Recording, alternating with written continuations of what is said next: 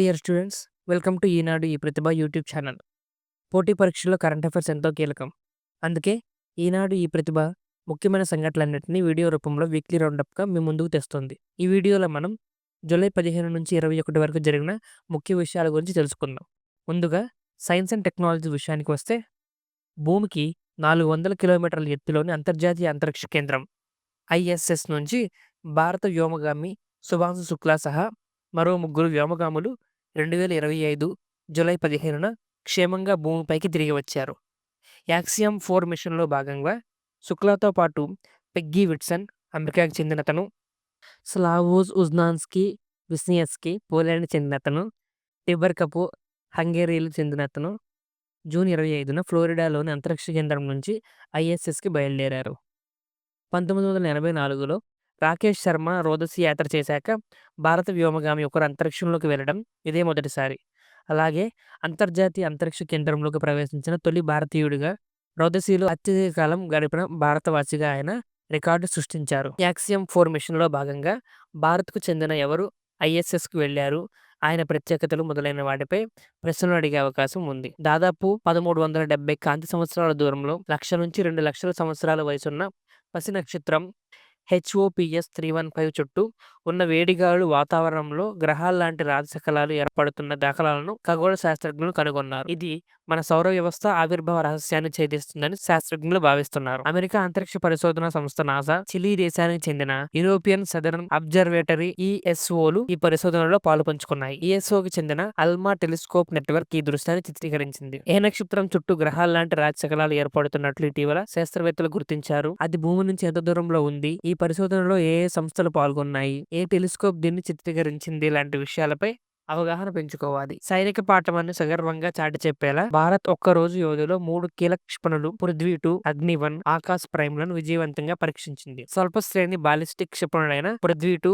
అగ్ని-1లను ఒడిశాలోని చాందీపూర్లో సమీకృత పరీక్షా కేంద్రం నుంచి 2025 జూలై 17న స్ట్రాటజిక్ ఫోర్సెస్ కమాండ్ పరీక్షించింది. పృథ్వీ-2 క్షిపణి 350 కిలోమీటర్ల పరిధిలోని లక్ష్యాలను ఛేదిస్తుంది. అది 500 కిలోల పేలోడ్ను మోసుకెళ్లగలదు. అగ్ని-1 క్షిపణి 700 నుంచి 900 కిలోమీటర్ల పరిధిలోని లక్ష్యాలను ఛేదించగలదు. 1000 కిలోల పేలోడ్ను మోసుకెళ్లగలదు. మరోవైపు ఎత్తైన ప్రాంతాల్లో పోరాట సామర్థ్యాలను మరింత పెంచుకునే లక్ష్యంతో దేశీయంగా అభివృద్ధి చేసిన ఆకాశ్ ప్రైమ్ క్షిపణిని లద్దాఖ్లో జూలై 16న పరీక్షించారు. 2 హైస్పీడ్ గగనతల లక్ష్యాలను అది విజయవంతంగా ఛేదించింది. సముద్ర మట్టం నుంచి 4500 మీటర్ల పైగా ఎత్తున్న ప్రాంతంలో లక్ష్యాలను ఖచ్చితత్వంతో ఛేదించేందుకు దీనిని ప్రత్యేకంగా రూపొందించారు. పృథ్వీ-2, అగ్ని-1, ఆకాశ్ ప్రైమ్ క్షిపణి వివరాలు, వాటి లక్ష్యాలు మొదలైన వాటిపై ప్రశ్నలు అడిగే అవకాశం ఉంది. ఆపదలో చిక్కుకునే జలాంతర్గాములను రక్షించడానికి ఆధునిక పరిజ్ఞానంతో నిర్మించిన INS నిస్తార్ నౌకను రక్షణ శాఖ సహాయ మంత్రి సంజయ్ సేథ్ 2025 జూలై 18న విశాఖపట్నం నేవల్ డాక్ యార్డ్లో జాతికి అంకితం చేశారు. హిందుస్థాన్ షిప్ యార్డ్లో నిర్మించిన ఈ నౌక 10,500 టన్నుల బరువు, 120 మీటర్ల పొడవు ఉంటుంది. శత్రు దేశాల జలాంతర్గాములను ధ్వంసం చేసే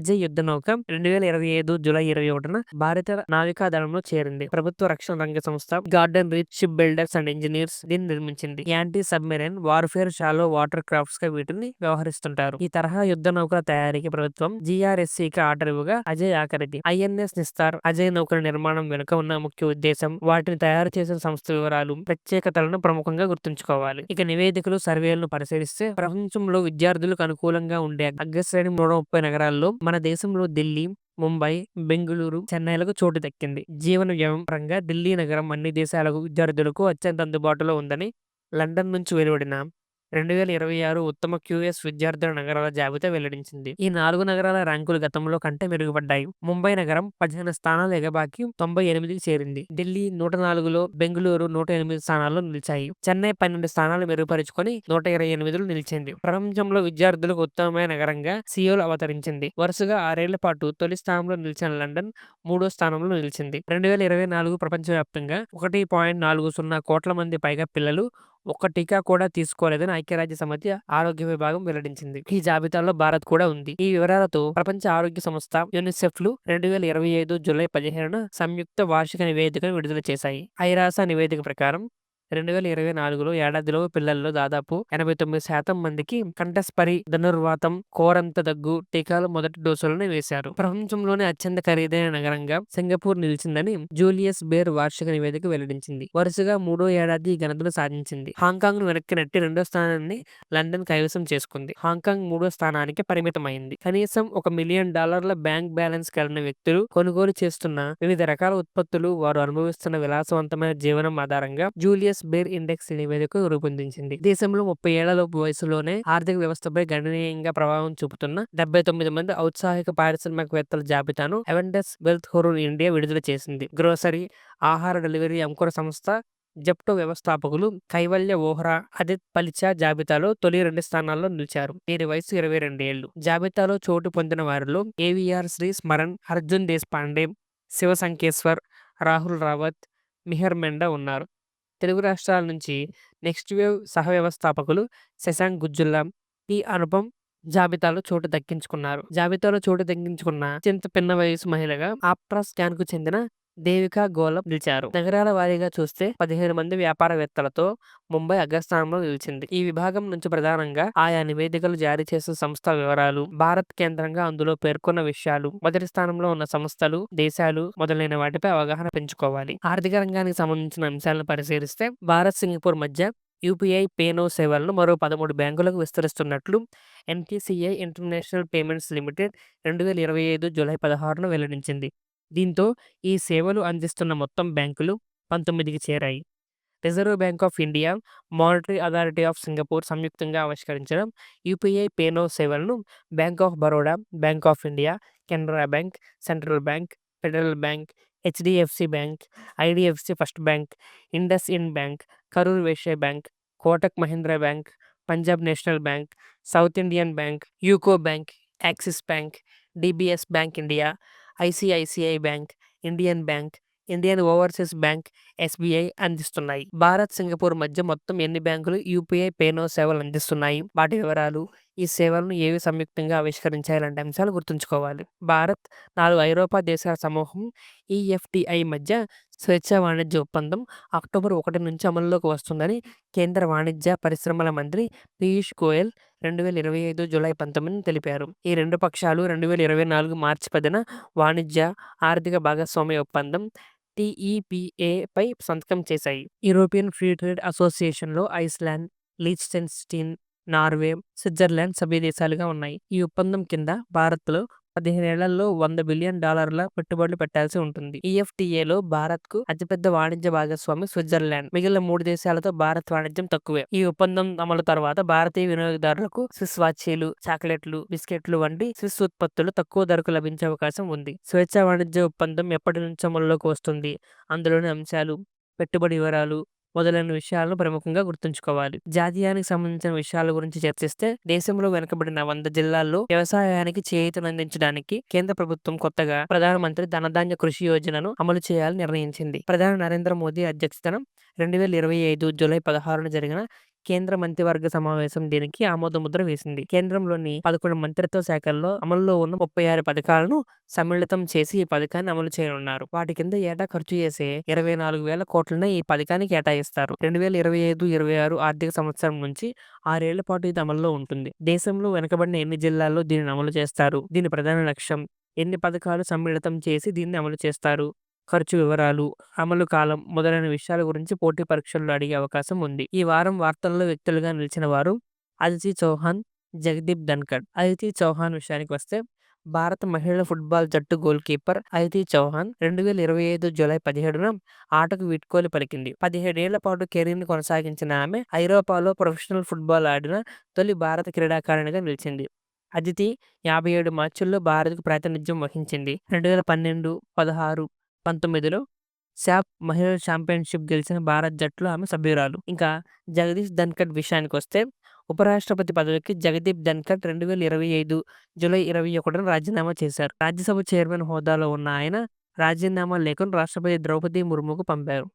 దేశ 14వ ఉపరాష్ట్రపతిగా 2022 ఆగస్టు 11న ఉపరాష్ట్రపతిగా బాధ్యతలు చేపట్టిన ధన్కడ్కు 2027 ఆగస్టు వరకు పదవీ కాలం ఉంది. అయితే 2 ఏళ్ల 344 రోజులకే ఆయన వైదొలగాలని నిర్ణయించుకున్నారు. రాజ్యాంగంలోని ఆర్టికల్ 67A అనుగుణంగా జగదీప్ ధన్కడ్ ఉపరాష్ట్రపతి పదవికి రాజీనామా చేశారు. స్వతంత్ర భారత చరిత్రలో ఉపరాష్ట్రపతి పదవిలో ఉండి పదవీ కాలం ముగియక ముందే రాజీనామా చేసిన వారిలో ధన్కడ్ మూడోవారు. ఈ అంశం నుంచి ప్రధానంగా వారు ఏ కారణంగా వార్తల్లో వ్యక్తులుగా నిలిచారు, నెలకొల్పిన రికార్డు, వారు ఉన్న రంగంలో గడించిన కీర్తి లాంటి అంశాలపై ప్రశ్నలు వస్తాయి. ఆంధ్రప్రదేశ్ రాష్ట్రానికి సంబంధించిన విషయాలను పరిశీలిస్తే స్టడీ ఇన్ ఏపీ పేరుతో విదేశీ విద్యార్థులను ఆకర్షించేందుకు ఆంధ్రప్రదేశ్ ఉన్నత విద్యా మండలి చర్యలు చేపట్టింది. ఏపీలో ప్రస్తుతం Afghanistan, Bangladesh, Bhutan, Angola, Indonesia, Kenya, Nepal, Ethiopia ఇలా 72 దేశాలకు చెందిన 3730 మంది ఉన్నారు. అత్యధికంగా నేపాల్ విద్యార్థులు 595 మంది ఉండగా సూడాన్ 524, జింబాబ్వే 543 మంది విద్యార్థులు చదువుతున్నారు. ఇండియాలో చదివేందుకు వచ్చే విద్యార్థులకు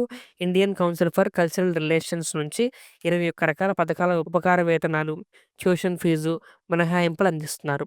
గతంలో ప్రైవేటు కళాశాలలు, వర్సిటీలకు సైతం వీటిని అందించగా ఆ తర్వాత దీనిలో మార్పులు తీసుకొచ్చారు. వీటిని వినియోగించుకుని ఎక్కువ సంఖ్యలో విదేశీ విద్యార్థులు ఏపీ వచ్చేలా ఉన్నత విద్యా మండలి ప్రణాళిక రూపొందించింది. విదేశీ విద్యార్థులను ఆకర్షించేందుకు ఆంధ్రప్రదేశ్ ప్రభుత్వం తీసుకొచ్చిన పథకం పేరు, రాష్ట్రంలో ఎంతమంది విదేశీ విద్యార్థులు ఉన్నారు, ఏ దేశానికి చెందిన వారు ఎక్కువగా ఉన్నారు లాంటి వాటిపై పోటీ పరీక్షల్లో ప్రశ్నలుగా అడగవచ్చు. అంతర్జాతీయ విషయాలను పరిశీలిస్తే మొదటగా చెప్పుకోవాల్సింది బ్రిటన్ పార్లమెంట్ ఎన్నికల్లో కనీసం ఓటింగ్ వయసును 18 నుంచి 16 ఏళ్లకు తగ్గించనున్నారు. 2029లో జరిగే తదుపరి జాతీయ ఎన్నికల్లోగా ఈ కొత్త నియమాన్ని అమల్లోకి తెస్తామని ప్రభుత్వం 2025 జూలై 17 ప్రకటించింది. స్కాట్లాండ్, వేల్స్ ప్రాంతాల్లో ఇప్పటికే 16-17 సంవత్సరాల వయసున్న వారిని స్థానిక, ప్రాంతీయ ఎన్నికల్లో ఓటు వేసేందుకు అనుమతిస్తున్నారు. ఏ దేశంలో ఇటీవల పార్లమెంట్ ఎన్నికల్లో ఓటింగ్ వయసును 18 నుంచి 16 ఏళ్లకు తగ్గించింది. ఇప్పటి నుంచి దీన్ని అమలు చేస్తున్నట్లు ప్రకటించింది. స్థానిక ఎన్నికల్లో ఓటు వేసేందుకు ఉన్న అర్హత, వయసు మొదలైన వాటిపై పోటీ పరీక్షల్లో ప్రశ్నలుగా రావచ్చు. ఉక్రెయిన్ ప్రధానమంత్రిగా యూలియా స్వెరిడెంకో నియమితులయ్యారు. దేశ ఉప ప్రధానిగా,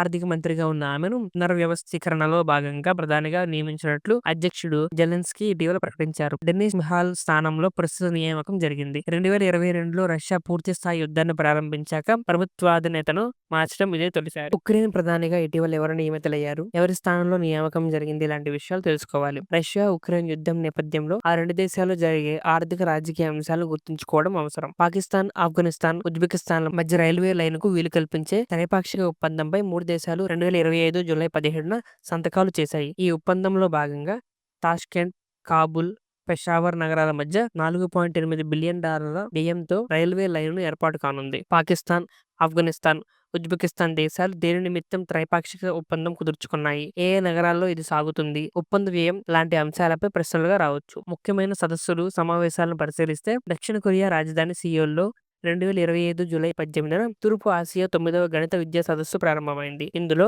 గణితంపై ఉపాధ్యాయులు, విద్యార్థుల వైఖరిలో మార్పులు అనే శీర్షికతో భారతీయ సంప్రదాయ గణిత పద్ధతులపై ఒక పరిశోధనా పత్రం ఈ ప్రదర్శనకు ఎంపికైంది. అంతర్జాతీయ స్థాయిలో జరుగుతున్న ఈ సదస్సులో భారతదేశం తొలిసారిగా పాల్గొని రికార్డు సృష్టించింది. ఈ పరిశోధనా పత్రాన్ని తమిళనాడులోని అరోవిల్లేకు చెందిన శ్రీ అరబిందో అంతర్జాతీయ విద్యా పరిశోధన సంస్థ chairman doctor Sanjeev Ranganathan, Auroville school గణిత ఉపాధ్యాయురాలు పూజీ సంయుక్తంగా రూపొందించారు. జూలై 22 వరకు ఈ సమావేశం జరిగింది. ఈ అంశం నుంచి ప్రధానంగా సదస్సు జరిగే ప్రదేశం, ఎందుకోసం నిర్వహించారు, భారత్ నుంచి అందులో ఎవరు పాల్గొన్నారు, ఏవైనా పురస్కారాలు అందుకున్నారా లాంటి విషయాలపై ప్రశ్నలుగా వచ్చే అవకాశం ఉంది. తెలంగాణ రాష్ట్రానికి సంబంధించిన అంశాలను పరిశీలిస్తే తెలంగాణ హైకోర్టు 7వ ప్రధాన న్యాయమూర్తిగా జస్టిస్ అపరీష్ కుమార్ సింగ్ 2025 జూలై 19న ప్రమాణ స్వీకారం చేశారు. హైదరాబాద్ రాజ్భవన్లో జరిగిన కార్యక్రమంలో గవర్నర్ జిష్ణుదేవ్ శర్మ ప్రధాన న్యాయమూర్తిగా జస్టిస్ ఏకే సింగ్తో ప్రమాణం చేయించారు. తెలంగాణ హైకోర్టు ప్రధాన న్యాయమూర్తిగా ఇటీవల ఎవరు నియమితులయ్యారు, ఆయన ఎన్నో ప్రధాన న్యాయమూర్తి లాంటి విషయాలపై ప్రశ్నలుగా వచ్చే అవకాశం ఉంది. ముఖ్యమైన పుస్తకాలు, రచయితలను గమనిస్తే స్వతంత్రం వచ్చినప్పటి నుంచి ఇప్పటిదాకా లోక్సభకు మొత్తం మీద 18 మంది ముస్లిం మహిళలు ప్రాతినిధ్యం వహించినట్లు missing from the house, Muslim women in the Lok Sabha పుస్తకం వెల్లడించింది. రషీద్ కిద్వాయ్, అంబర్ కుమార్ గోస్టిన్ రచయితలు. ఎన్నికైన వారిలో 13 మంది మహిళలు రాజవంశీకులు. దేశ జనాభాలో 7.1% ముస్లిం మహిళలు ఉన్నారని, కానీ పార్లమెంట్లో వారి ప్రాతినిధ్యం నామమాత్రమే అని వెల్లడించారు. మొత్తం 18 లోక్సభల్లో 5 సార్లు ఒక్క ముస్లిం మహిళ లేరని పేర్కొన్నారు. ఈ అంశంలో ముఖ్యంగా పుస్తకాన్ని రచించిన వారు, అందులో పేర్కొన్న ముఖ్య విషయాలపై అవగాహన పెంచుకోవాలి. ఈ వారంలో సంభవించిన ప్రముఖుల మరణాలను పరిశీలిస్తే కేరళ మాజీ ముఖ్యమంత్రి విఎస్ అచ్యుతానందన్ 101 సంవత్సరాల వయసులో 2025 జూలై 21న తిరువనంతపురంలో మరణించారు. ఆయన 5 ఏళ్ల పాటు 2006-2011 సమయంలో కేరళ ముఖ్యమంత్రిగా పదవిలో ఉన్నారు. 1967 నుంచి 7 సార్లు కేరళ అసెంబ్లీకి ఎన్నికయ్యారు. 2 దఫాలు శాసనసభలో విపక్ష నేతగా కొనసాగారు.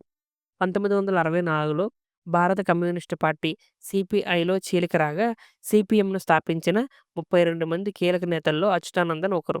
అచ్యుతానందన్ 1923 అక్టోబర్ 20న కేరళలో ఒక నిరుపేద కుటుంబంలో జన్మించారు. ప్రపంచ కమ్యూనిస్టు చరిత్రలో అనేక కీలక ఘట్టాలను చూసిన అత్యంత అరుదైన నేతగా నిలిచారు. అచ్యుతానందన్ ఏ రాష్ట్ర ముఖ్యమంత్రిగా పనిచేశారు, ఎప్పుడు, ఎక్కడ మరణించారు, ఆయన జీవితంలోని ముఖ్య విషయాలపై అవగాహన పెంచుకోవాలి. ఇక వార్తల్లో ప్రదేశాల విషయానికి వస్తే, దేశంలో ప్రతి పోలింగ్ కేంద్రం పరిధిలోనూ 1200 మంది కంటే తక్కువ ఓటర్లను కలిగి ఉన్న తొలి రాష్ట్రంగా బీహార్ అవతరించిందని ఎన్నికల సంఘం ఈసీ 2025 జూలై 21న వెల్లడించింది. రాష్ట్రంలో కొత్తగా 12,817 కొత్త పోలింగ్ కేంద్రాలను ఏర్పాటు చేసినట్లు వెల్లడించింది. వీటితో కలిపి మొత్తం ఓటింగ్ కేంద్రాల సంఖ్య 90,712కి పెరిగినట్లు చెప్పింది. ఈ వీడియో నచ్చినట్లయితే లైక్ చేయండి, షేర్ చేయండి. ఇలాంటి కరెంట్ అఫైర్స్ మరియు ఇన్ఫర్మేటివ్ వీడియోస్ కోసం మా ఈనాడు ఈ ప్రతిభ ఛానల్ని ఇప్పుడే సబ్స్క్రైబ్ చేసుకోండి.